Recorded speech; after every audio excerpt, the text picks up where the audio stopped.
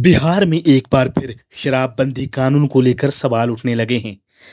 वहीं आरजेडी नेता तेजस्वी यादव ने एक बड़ा बयान देकर तहलका मचा दिया है। यानी कि तेजस्वी यादव ने कहा है कि अगर उनकी सरकार आई तो शराबबंदी कानून पर फिर से विचार किया जा सकता है।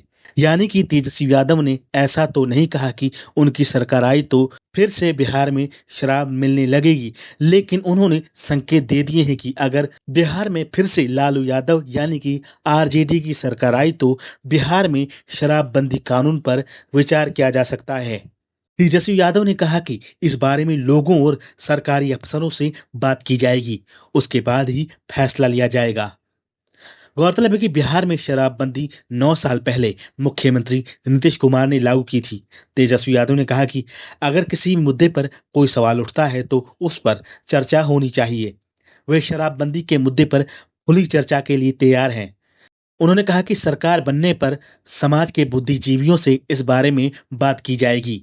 यानी कि अगर बुद्धिजीवियों और कुछ लोगों ने कह दिया कि बिहार में फिर से शराब बिकनी चाहिए, तो ऐसा भी हो सकता है कि तेजस्वी यादव अगर सत्ता में आए तो बिहार में शराबबंदी कानून निरस्त कर सकते हैं और फिर से बिहार में शराब मिलनी शुरू हो सकती है।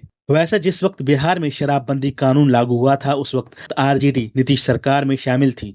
तेजस्वी यादव बिहार के डिप्टी सीएम थे। अब राजद विपक्ष में है। तेजस्वी यादव अक्सर शराबबंदी के फेल होने और नकली शराब से लोगों की मौत के मुद्दे को उठाते रहे हैं। अब समय के साथ शराबबंदी पर आरजेडी या यूं कहें कि तेजस्वी ने स्टैंड बदलने के संकेत दे दिए हैं। वैसे बिहार चुनाव में बढ़ चढ़कर हिस्सा ले रहे प्रशांत किशोर ने बिना लाग लपेट के वादा किया है कि अगर उनकी पार्टी सत्ता में आई तो शराबबंदी कानून को हटा देगी।